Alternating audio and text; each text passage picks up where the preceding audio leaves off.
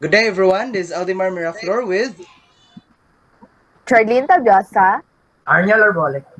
and today we're going to perform the laboratory exercise number 3, which is the common collector amplifier. So the main objective of today's laboratory exercise is to demonstrate the operation of a common collector amplifier. And then we are tasked to design and simulate it using FALSTAD, a circuit simulator. So without further ado, let's get started. Today, guys, I'm going to present to you our circuit, which is the common collector configuration of a BJT NPF transistor amplifier. Here at the top of my screen is a simple representation of the common collector configuration with inputs of the base and collector shown here and output of emitter and collector. On the right side is a schematic of a simple common collector.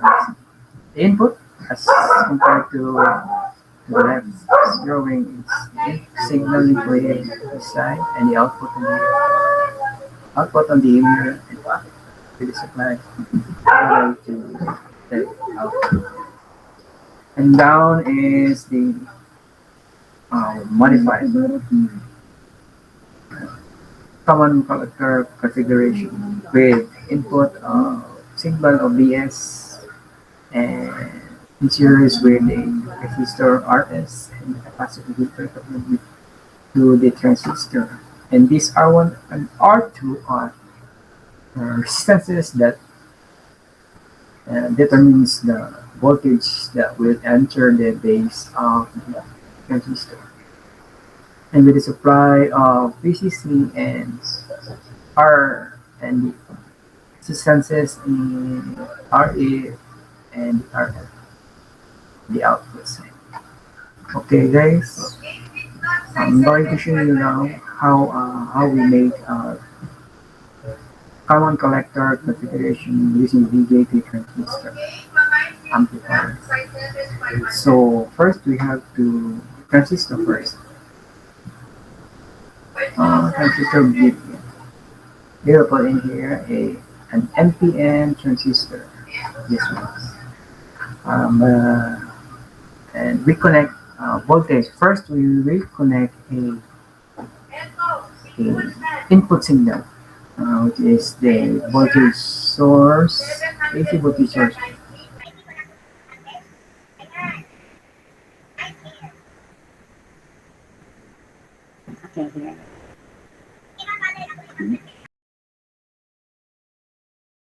And in series with this input signal is a resistor. Yeah. Okay.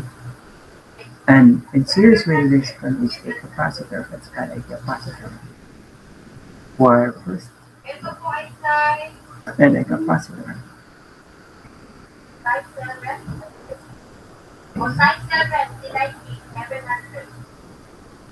And also we have to add two resistance.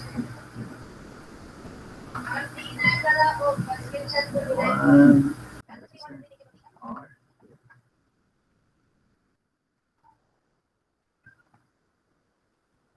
Whatever I can make it more.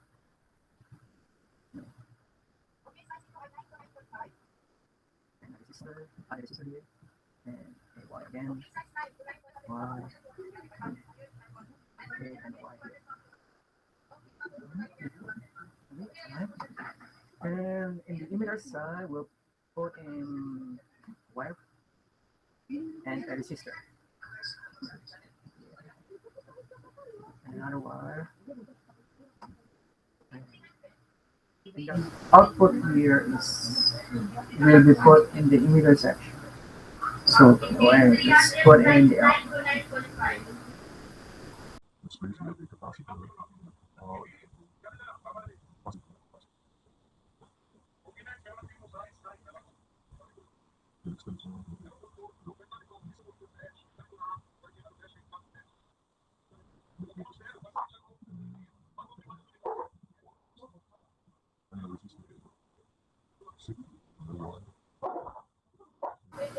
Okay, and lastly, we have to add ground.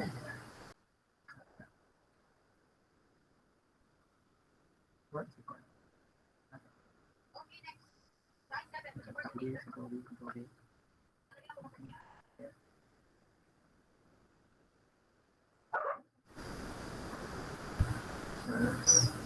Uh,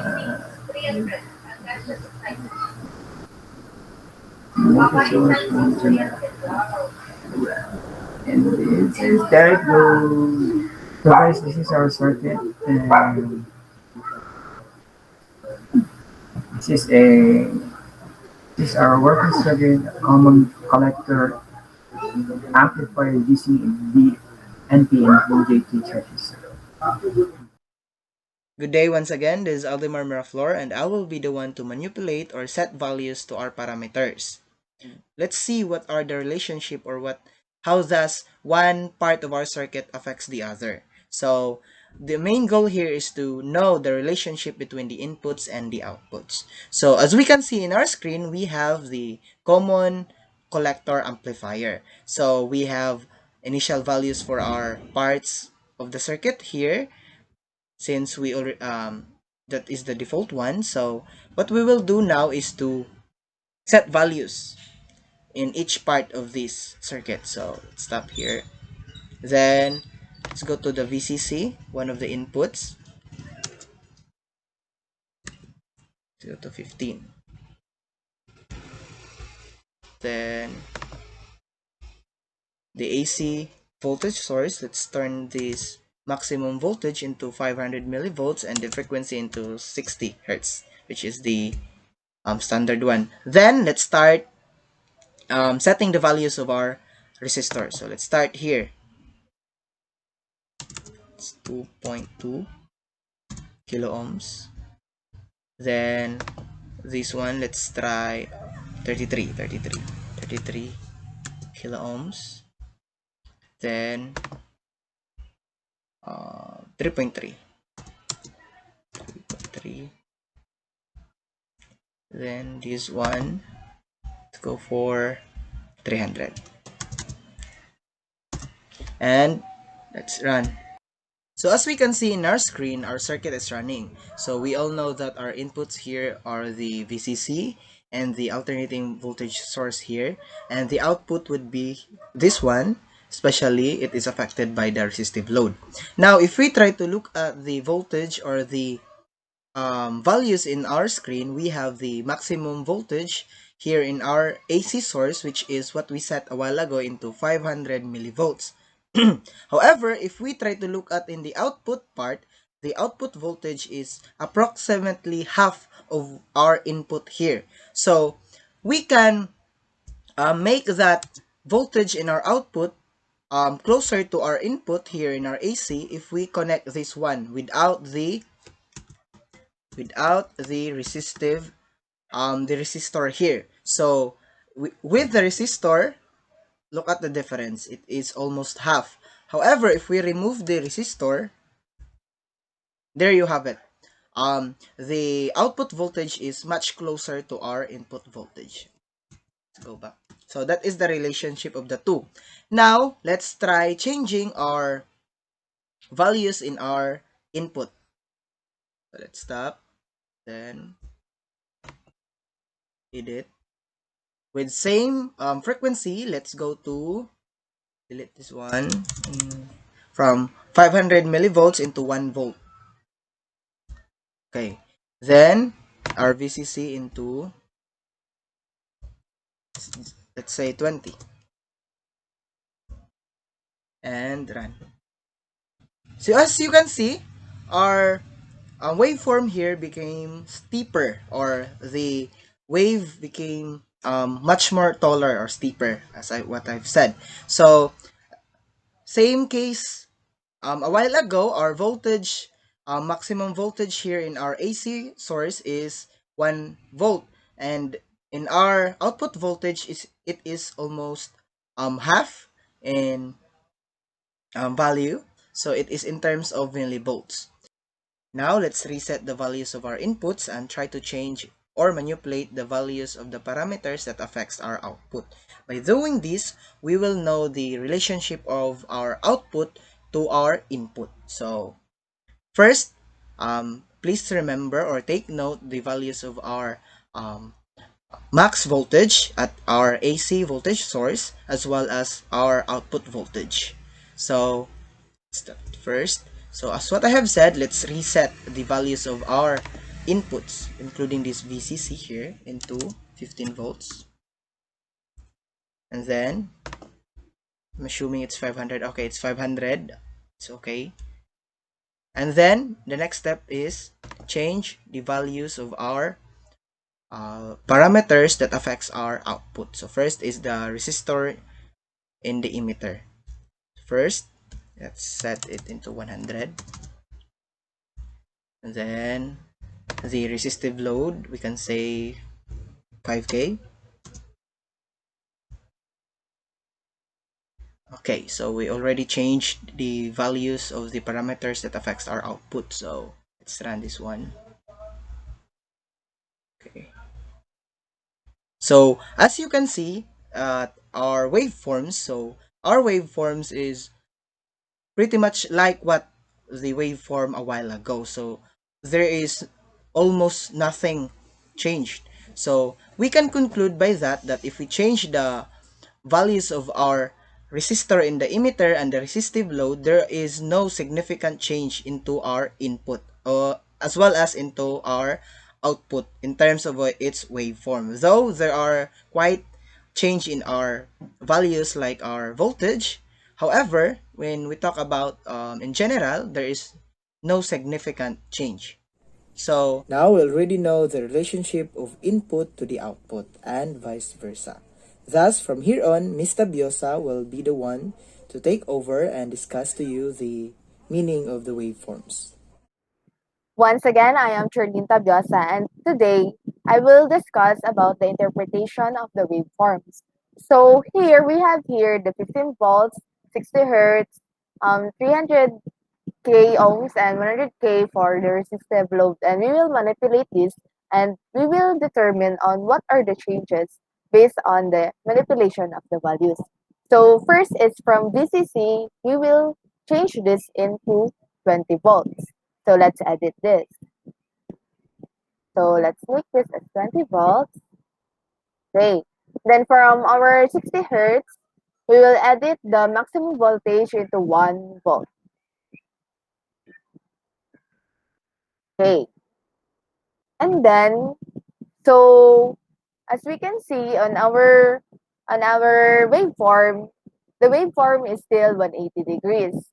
And there are changes in the part that the waveform is now steeper as we increases the AC.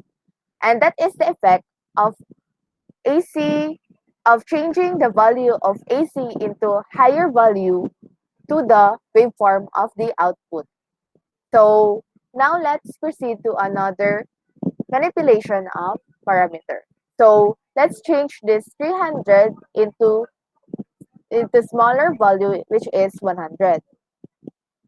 So let's make this into 100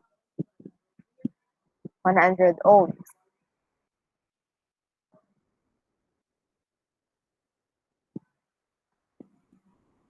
Then from 1K, let's make this into 5K.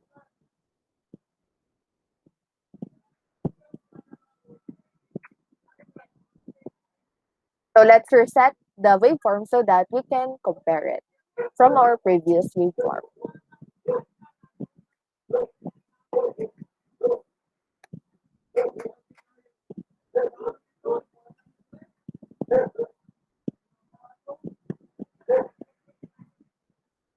So as we observe from our waveform, it is now more it is not that steeper, and the wave is still, the sine wave is still full wave. It is 180. However, as you can see, the ranges of the waveform from the crest to toe is that it is wider as we decreases the resistive from 300 to 100 and increases the resistance from 1K to 5K. The bottom line in this interpretation of the waveform is that even if we change the input and the output values, the sine wave is still in full wave and it is still 180. However, it only varies if it is steeper or wider. And it is steeper if the values changes into higher values, and it is wider if the values is in smaller values, if manipulating the values of the input or output into smaller or higher values. So that's all, and now let's go for the conclusion.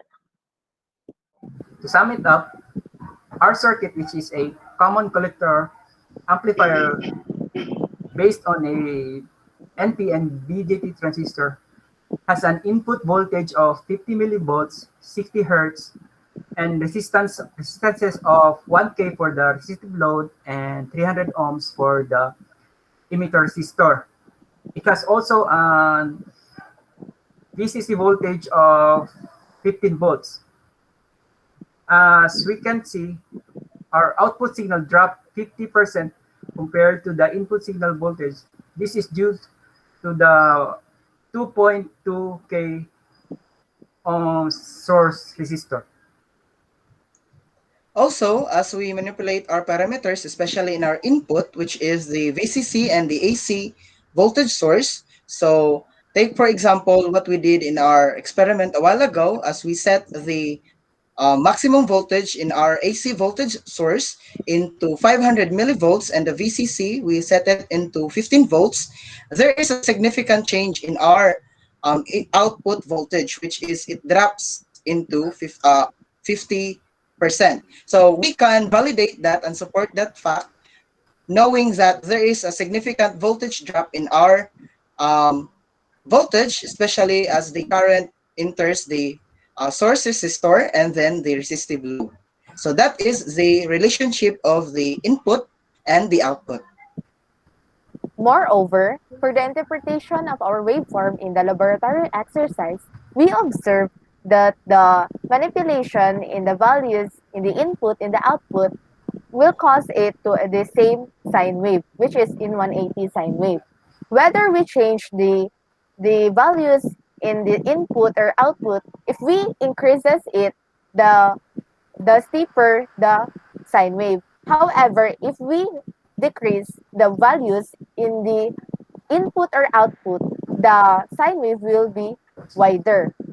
Thus, the sine wave in the input or output in our laboratory exercise, which includes about common collector amplifier, are the same.